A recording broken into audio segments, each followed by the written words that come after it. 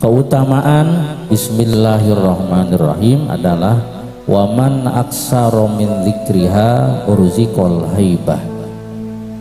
Artinya siapa orang yang mau menzikirkan bismillah, mau membaca bismillah, ya, mau melafalkan bismillahirrahmanirrahim, insyaallah urziqal haibah, akan dianugerahkan haibah, kewibawaan. Jadi kita akan diberi kewibawaan oleh Allah hingga alamil ulwi wasufli. Kita akan disegani, akan dikagumi, dan akan berwibawa di hadapan makhluk-makhluk Allah, baik makhluk-makhluk Allah yang bersifatnya hingga alamil ulwi, yang berada di alam yang di atas, yakni para malaikat, atau makhluk Allah di alam bawah, manusia termasuk jin ada berada di alam bawah.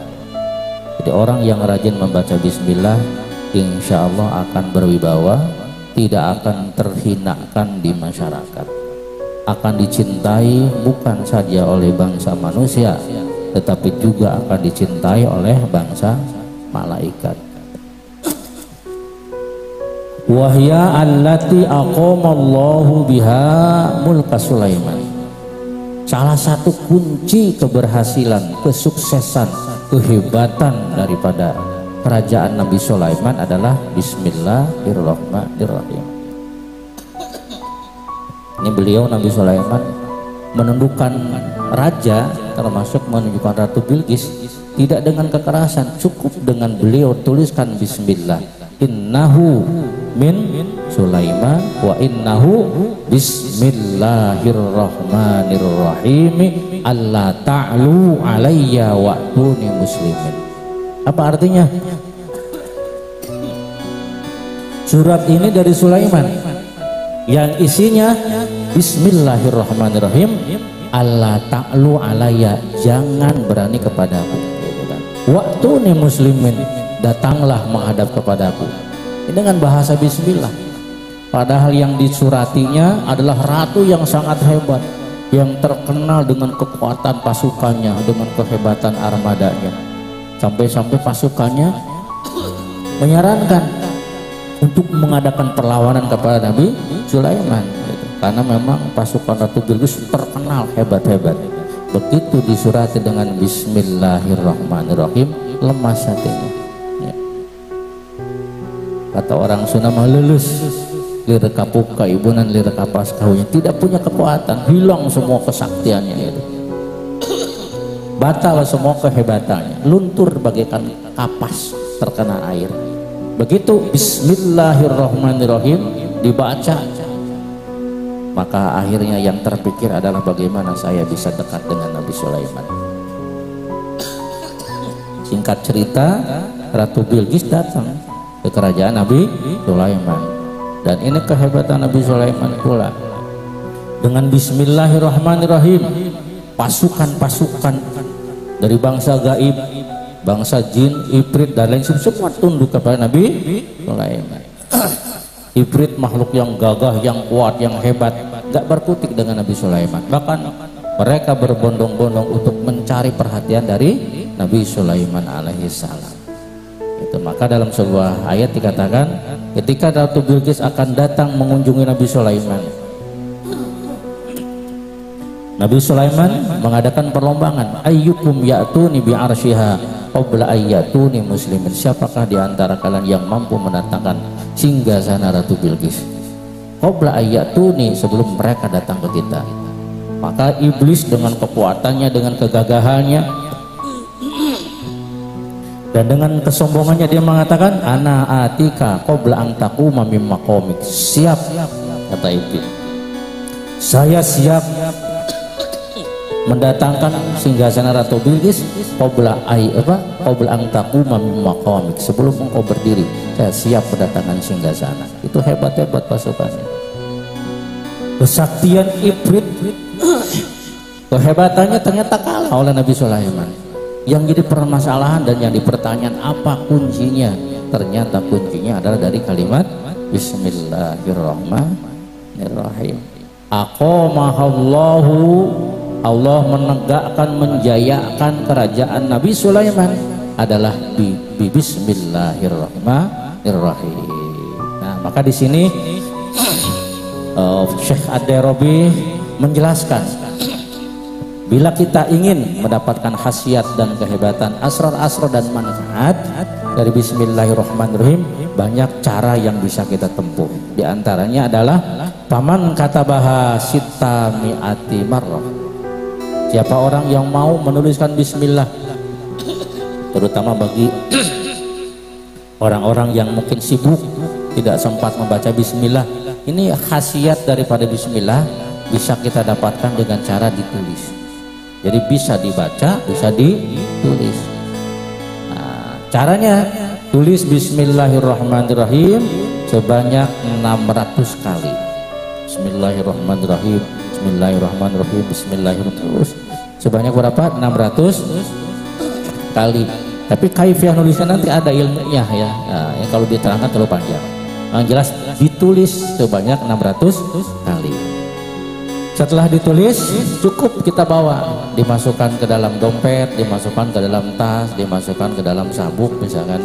Wa hamalah ma'ahu, maka insyaallah ruziqul haibah fi qulubil khalaik, terutama orang yang di kalangan masyarakatnya belum diangkat sama Allah ya. Ekonominya masih belum diangkat sama Allah sehingga dihina di kalangan masyarakat. Maka atau seorang tokoh barangkali ingin berwibawa di hadapan rakyatnya, inilah kaifiahnya adalah supaya kita disegani, berwibawa dan dihargai oleh orang. Tulis Bismillahirrahmanirrahim sebanyak 600 kali, because ditabarruk dengan niat ala berkah. Tulis sebanyak 600 kali. Itu satu salah satu. Kemudian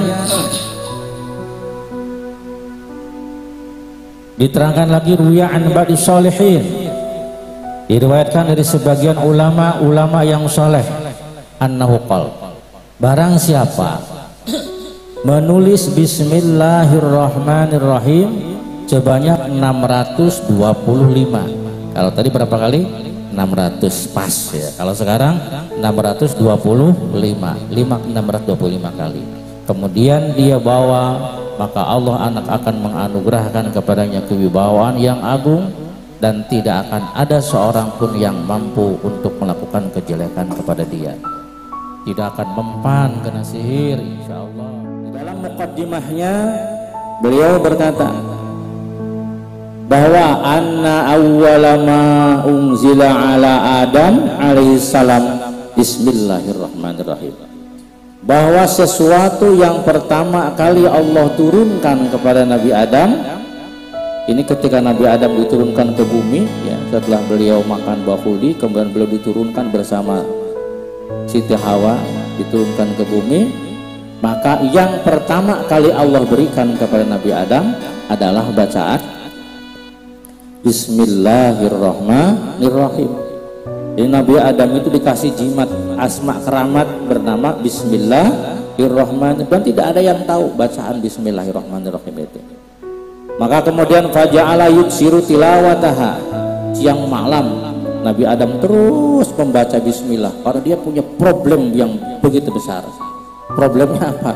Dia di surga kemudian diturunkan ke bumi. Itu namanya kan sebuah problem yang sangat besar. Surga serba ada, kenikmatannya luar biasa, diturunkan ke bumi, itu pun tempatnya berbeda jauh dengan istrinya Siti Hawa. Itu sebuah musibah, sebuah cobaan yang berat.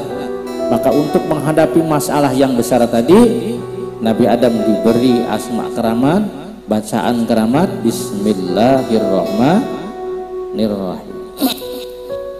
Akhirnya apa? Faja'ala yuksiru tilawataha, terus dibacakan Bismillah itu oleh Nabi Adam alaihissalam. Akhirnya bibarakati Bismillahirrahmanirrahim fataballahu alaihi, Allah terima tobat. Ini juga buat kita, kalau kita punya masalah besar, jangan takut, baca Bismillahirrahmanirrahim. Nabi Adam masalahnya tidak jauh dibanding dengan kita. Kalau masalah kita apa sih? Kita masih ada di bumi gitu kan, masih ada di rumah kita. Kalau kita punya hutang, tetapi kita masih punya rumah, masih ada anak, masih ada istri dan lain sebagainya. Nabi Adam masalahnya tidak ada yang punya mata sebesar Nabi Adam. Kemudian Allah kasihkan apa Nabi Adam bacaan Bismillah. Akhirnya pertama Allah menerima taubat Nabi Adam yang pertama. Nomor kedua, wa ghafara dzanbah. Allah kemudian mengampuni dosa-dosa Nabi Adam. Nah kemudian Allah kesananya Allah melepaskan Nabi Adam dari problem, karena kemudian Nabi Adam dipertemukan dengan Siti Hawa. Nah, tinggal kita istiqomah, problem apa yang kita hadapi? Apakah problem kita sama dengan problemnya Nabi Adam atau jauh? Ya, Nabi Adam saja masalahnya begitu besar diselesaikan oleh Allah Subhanahu wa Ta'ala. Maka mudah-mudahan husnuzon kita kepada Allah, masalah kita kecil karena solusi dari Allah Maha Besar. Kemudian setelah Allah turunkan Bismillah kepada Nabi Adam, ini kemudian dicabut lagi Bismillah. Artinya selain Nabi Adam tidak ada yang tahu. Ya. Tsumma rufi'at ba'dahu. Kemudian Bismillah itu diangkat sama Allah. Jadi anak-anaknya Nabi Adam juga tidak ada yang tahu bacaan Bismillahirrahmanirrahim. Nah ini adalah merupakan kalimat rahasia. Kemudian setelah itu Allah turunkan lagi Bismillahirrahmanirrahim. Kepada siapa Allah turunkan Bismillah? Ala Nuh alaihi salam. Allah turunkan kemudian Bismillah kepada Nabi Nuh. Ketika kapan Nabi Nuh diturunkan Bismillah, diberi Bismillah? Ini ketika Nabi Nuh berada dalam sebuah kapal. Ya. Jadi banjir yang yang menghanyutkan bumi ini, ya, sampai gunung tingginya banjir tersebut. Kemudian Allah memberikan sebuah doa, sebuah bacaan kalimat yang keramat kepada Nabi Nuh, yakni bacaan Bismillahirrahmanirrahim. Fatalaha wa huwa fis safinah. Dia baca, Nabi Nuh baca Bismillahirrahmanirrahim, maka kemudian Allah menyelamatkan Nabi Nuh dari banjir tersebut. Dua. Setelah Allah menurunkan Bismillah kepada Nabi Nuh, summa rufi'at ba'dahu. Kemudian Bismillah diangkat lagi, sehingga tidak ada yang tahu bacaan Bismillah, karena kalimat juga memang Allah rahasiakan. Kemudian Allah turunkan Bismillah itu kepada ala Ibrahim alaihissalatu wassalam.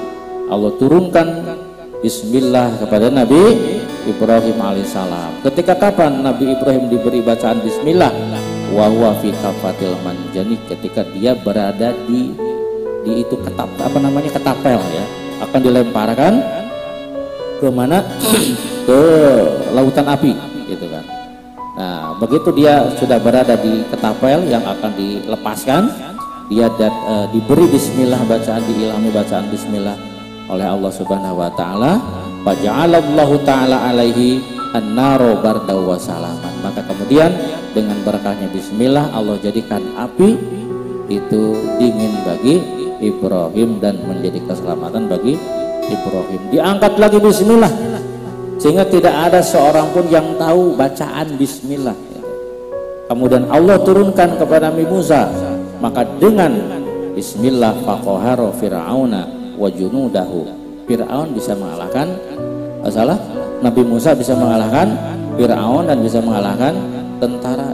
Padahal Nabi Musa itu seorang diri awalnya, cuma kemudian ditemani sama Nabi Harun, itu ratusan tahun menjadi dikalahkan oleh Nabi Sulaiman. Ini menurut Al-Alamah Al-Khatib dalam mukaddimahnya, itu adalah dengan barokahnya Bismillah wa biha ulikal bahrulah. Dengan Bismillah juga maka kemudian lautan dibelah. Jadi ketika dia memukulkan tongkat, dia sertakan dengan baca Bismillah. Setelah itu umma rufi'atlah ba'dahu, diangkat lagi Bismillah. Fala ya'rifu ahadun, sampai tidak ada seorang pun yang tahu bacaan Bismillah. Kemudian Allah turunkan lagi kepada Nabi Sulaiman. Nah ini ketika Allah menurunkan Bismillah kepada Nabi Sulaiman dan diamalkan oleh Nabi Sulaiman, fa'ata Allah Ta'ala jami'al jin wal insi wa toiri biha. Maka Allah tundukkan jin dengan bacaan bismillah. Jadi kalau di rumah kita ada jin, tidak usah mengundang pemburu hantu, baca bismillah. Ada orang kesurupan, jangan lari, baca bismillah. Jangankan jin, setan nggak bisa mengganggu orang yang membaca bismillah. Nggak berani makan makanan yang dibacakan bismillah. Nah ini dengan bismillah Nabi Sulaiman bisa menundukkan jin, bisa menundukkan manusia, bisa menundukkan burung, bahkan dia bisa membaca burung. Fakana la yaqra'uha ala syai'. Beliau Nabi Sulaiman tidak membacakan bismillah kepada sesuatu kecuali langsung sedang Allah ta'alu alayya wa'tuni muslimin innahu min Sulaimana wa innahu bismillahirrahmanirrahim. Begitu ada bacaan bismillahirrahmanirrahim, surat dalam suratnya itu langsung Ratu Bilqis bergetar, tidak bisa berkutik, padahal dia mempunyai pasukan yang kuat-kuat. Begitu disurati dengan bacaan bismillahirrahmanirrahim, lemas tetes, tidak punya kekuatan. Wis, kata Ratu Bilqis, lebih baik kita mengikuti undangan daripada Nabi Sulaiman. Nah, gitu ya. Kemudian summa rufi'at ba'dahu, diangkat lagi bismillah. Tidak ada yang tahu bacaan bismillah. Nah, kemudian Allah turunkan bismillah kepada Nabi Isa alaihissalam. Maka dengan bismillah, maka nabiha yubri'ul akmaha. Dengan bacaan bismillah itu Nabi Isa bisa menyembuhkan orang yang buta. Ya, nggak usah kecikendok, pakai bismillah, patengkan bismillahnya. Kemudian wal abros, orang yang punya penyakit belang, gitu ya, itu bisa disembuhkan, gitu ya. Kemudian bahkan wa kana biha yuhyil mauta biiznillah. Dengan bismillah ini Nabi Isa bisa menyembuhkan orang yang sudah meninggal dunia. Ini hebat sekali. Kalau orang yang sakit disembuhkan wajar, ini orang meninggal disembuhkan jadi hidup lagi. Ini keajaiban bismillahirrahmanirrahim. Kemudian summa rufi'at, diangkat lagi. Fala ya'rifu ahadun, tidak ada yang tahu bacaan bismillahirrahmanirrahim. Baru kemudian summa unzilat ala nabiyyina Muhammad sallallahu. Kemudian Allah turunkan kepada kita siapa? Kepada Habibul Alamin, baginda alam Nabi besar Muhammad sallallahu alaihi wasallam. Fakana lahu fashan, dan bismillah ini menjadi pembuka pintu-pintu kebaikan, pembuka pintu-pintu kemudahan, pembuka pintu-pintu kesehatan, pembuka pintu-pintu kemudahan, keberkahan dan lain sebagainya. Kemudian Allah bersumpah, wa aqsamallahu ta'ala annahu la yusammi biha mu'minun illa burikalahu fihi. Allah bersumpah, tidak ada seseorang yang menyebutkan atau membacakan bismillahirrahmanirrahim. Tidak ada seorang mukmin pun yang membacakan bismillahirrahmanirrahim illa burikalahu fihi, kecuali akan diberkahi sama Allah Subhanahu wa taala. Jadi kalau kita bacakan ke minuman bismillahirrahmanirrahim illa burikalahu fihi, maka minuman itu menjadi berkah. Kita bacakan di mana? Di rumah, illa burikalahu fihi, maka rumah itu menjadi berkah. Kita bacakan di toko kita, illa burikalahu fihi, maka toko kita menjadi berkah, dagangannya menjadi laris. Wala yaqra'uha ahadun min ummati Muhammadin, dan tidak ada seorang pun dari umat Nabi Muhammad sallallahu alaihi wasallam yang mau membaca bismillahirrahmanirrahim wa yatlubu hajah, kemudian dia memohon sama Allah, apa inginnya, pengen apa yang kita inginkan, mintakan sama Allah. Setelah membaca bismillah, illa qadallahu hajatah, kecuali hajatnya akan Allah kabulkan. Dan ini bismillah ini setelah Allah berikan kepada baginda alam, kepada kekasih Rabbul Alamin, ini tidak Allah angkat lagi, langsung Allah berikan kepada Rasul, kepada Kangjeng Nabi, berikut kepada umatnya Kangjeng Nabi. Inilah keuntungan umat Nabi. Nabi Ibrahim hanya diberikan kepada Nabi Ibrahim, umatnya tidak ada yang dikasih. Allah turunkan kepada Nabi Sulaiman, umat Nabi Sulaiman tidak ada yang dikasih bacaan bismillah. Tapi ketika Allah menurunkan bismillah, umatnya pun juga diberi bismillah. Ya, dalam sebuah keterangan dijelaskan bahwa ketika Jibril menurunkan bismillah kepada Nabi Muhammad, dari semenjak itu sampai sekarang dan seterusnya, Jibril pun tidak pernah berhenti membaca bismillah. Ya, tinggal kemudian bagaimana caranya, cara pengolahannya gitu kan, agar bismillah itu metu madune gitu kan, agar bismillah itu keluar madunya. Mungkin mudah-mudahan pada pertemuan yang akan datang kita akan mengupas tentang kaifiyah daripada pengamalan Bismillahirrahmanirrahim. Jadi nanti berapa yang harus kita baca ya, karena nanti ada dosisnya ya. Ada dosisnya, ada adadnya. Itu nanti diantaranya ya, bacaan Bismillah itu 786. Kenapa harus 786? Karena ada rumusnya ya. Rumusnya abajaduna wazun atau yakun lamanun sa'afasun qarasun asakhadun dodobun. Itu ada rumusnya. Ba nilainya berapa ya, sin nilainya berapa, mim nilainya berapa. Jadi tidak sembarangan para ulama menentukan jumlah bacaan, ada rumus-rumus tertentu, sehingga ketika kita baca sesuai dengan rumusnya, seperti kita melempar tepat sasaran, apa yang kita harapkan langsung dikabulkan.